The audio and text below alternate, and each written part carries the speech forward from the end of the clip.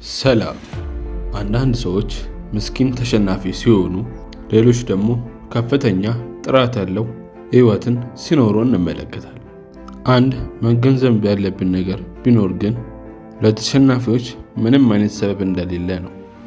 ሁላችንም የምንደመው አንድ አይነት ቀለም ነው። እናም ሁላችንም በቀናችን ውስጥ አንድ አይነት 24 ሰዓት ነው የሚሰጠን። ስለዚህ አሸናፊዎቹ ከተሸናፊዎቹ እንዴት ተለዩ የምትሉ ከሆነ አንድ መልስ ብቻ ነው ያለው። እሱም ልማድ ነው። በየቀኑ የምታደርጓቸው ትናንሽ ነገሮች ምን አይነት ሰው እንደምትሆኑ ይወስናሉ። እንዳለመታደል ሆኖ አብዛኞቻችን እድገታችን በሚገታ መልኩ ወይም የምንፈልገውን ሰውን እንዳንሆን የሚያግቱን ነገሮች ውስጥ ሰምጠን እንቀራለን። ስለዚህም በዛሬ ቪዲዮ የምንመለከተው እያንዳንዳችን በህይወታችን ውስጥ የሚያስፈልጉን ልማዶች እናያለን። አብራችሁን ቆዩ። እስከዛን ላይክ እና ሰብስክራይብ በማድረግ የዚህ ቻናል ቤተሰብ ይሁኑ። አንደኛ፣ ጠዋታችሁን ተቆጣጠሩ። እያንዳንዱ ሰው ሁልጊዜ ጠዋት ሁለት ምርጫዎች አሉት። አንደኛው ማለም መቀጠል ሲሆን፣ ሁለተኛው ደግሞ ነቅታችሁ ህልማችሁን ማሳደድ ነው። ብዙ ሰዎች ተኝተው ማለማቸውን ይመርጣሉ። እናም ሲነቁ ስልካቸውን ይዘው የሌሎች ሰዎችን ህይወት መመልከት ይጀምራሉ። ይህ የተሸናፊ ሰው ምልክት ነው። ከእንቅልፋችሁ ከተነሳችሁ በኋላ የቀኑን 2 ሰዓት ለራሳችሁ እንድትሰዉ እመክራችኋለሁ። ምክንያቱም ህይወታችሁን ሊያሻሽሉ የሚችሉ ተግባራት ላይ ሙሉ አቅማችሁን መጠቀም ስለምትችሉ ነው። አሁን ለምሳሌ ስፖርት መስራት፣ ስለ ውላችሁ ቁጭ ብላችሁ መጻፍ፣ እንደ ፕሮግራም ያሉ ነገሮችን ቀድሞ ማዘጋጀት። እናም እንደዚህ አይነት ጥቃቅን ነገሮችን ስታደርጉ እናንተ መሆን ወደምትፈልጉት ሰው እየተጠጋችሁ ትሄዳላችሁ። ከምንኛውም ጊዜ በላይ ጠዋት በራሳችሁና በፕሮግራማችሁ ላይ ለመስራት በጣም ጥሩ ጊዜ ነው። በጣም ፈታኝ የሆነውን ስራ ቀድማችሁ በቀናችሁ ውስጥ ታከናውናላችሁ። ይህንን ልክ ስታደርጉ በቀሪው ጠዋታችሁ ልክ እንደ ተራበ አውሬ ትሆናላችሁ። ዓላማው ጋር ለመቅረብ በመንገዱ ላይ ያለውን እያንዳንዱን ነገር የሚያጠፋ ትልቅ ኃይልን ታገኛላችሁ። ሁለተኛ፣ ተገኝነታችሁን መገደብ። ሁልጊዜ ለሁሉም ሰው የምትገኙ ከሆነ ዓላማ ያለው ሰው ሳትሆኑ ቀልደኛ ሰው ትሆናላችሁ። በሕይወታቸው ቅድሚያ ለሚያሰጧችሁ ሰዎች ጊዜያችሁን ፈጽሞ እንዳትሰጡ።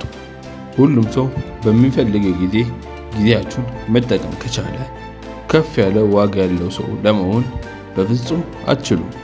እንደዚህ ስታደርጉ ጊዜያችሁን በጥበብ ተጠቅማችሁ ወደ ግባችሁ መቅረብ ብቻ ሳይሆን ሰዎችም የበለጠ እናንተን ማክበር ይጀምራሉ።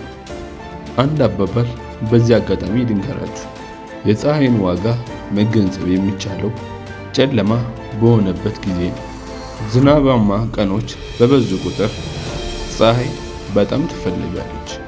ሞቃት ቀኖችን እያሳለፍን ከሆነ ደግሞ ፀሐይዋ ትሰለችናለች። የምትኖሩበት ቦታ ሁሌም ፀሐይማ ከሆነ የፀሐይን ዋጋ ላትረዱት ትችላላችሁ። ከምትኖሩበት ቦታ ራቅ ብላችሁ ስትሄዱና ንፋሳማና በረዶ በሆነበት ስፍራ ቦታ ስትሄዱ የፀሐይን ዋጋ ምን ያህል እንዳጣጣላችሁት ትረዳላችሁ። ይህንን ነገር ስናገር ግን የሞኝ የአእምሮ ጨዋታ እንድትጫወቱ አይደለም። ይህንንም ስል ደግሞ ስራ እንዳለበት ሰው አታስመስሉ እያልኳችሁ ነው። ይልቁንስ ሁልጊዜ የማይገኝ ሰው ሆኖ ስል ሙሉ ጊዜያችሁን ራሳችሁን ለማሻሻልና ወደ ተልዕኳችሁ እንድታውሉት ስለምፈልግ ነው። ስለዚህ ምንም ነገር ሳትሰሩ እንደሚሰራ ሰው አስመስሉ ሳይሆን የሚለው የምርም በዛ ጊዜ ራሳችሁ ላይ መስራት አለባችሁ። ሶስተኛ፣ ቆራጥ መሆን። ዝቅተኛ ደረጃ ያላቸው ሰዎች ቆራጥነት የጎደላቸው ሰዎች ሲሆኑ፣ ከፍተኛ አፈጻጸም ያላቸው ሰዎች ግን ውሳኔ ሲያደርጉ ወይም እርምጃ ሲወስዱ ቆራጥ ናቸው።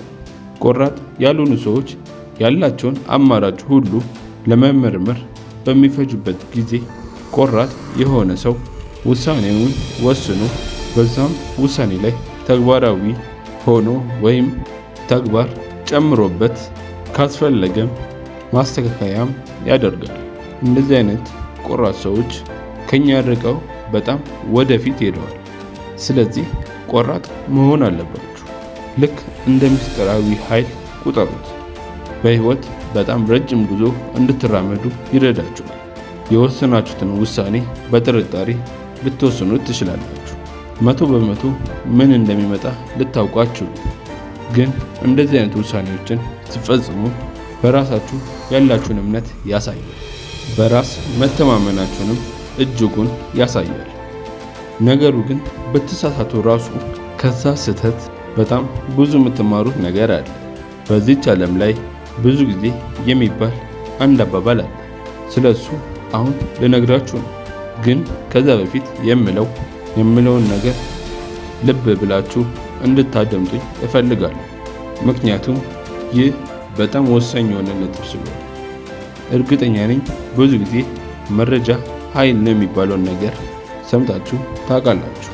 ከዚህ ጀርባ ግን አንድ ትልቅ እውነት አለ። እሱም ደግሞ በጣም ብዙ መረጃ ሊጎዳችሁ እንደሚችል ነው።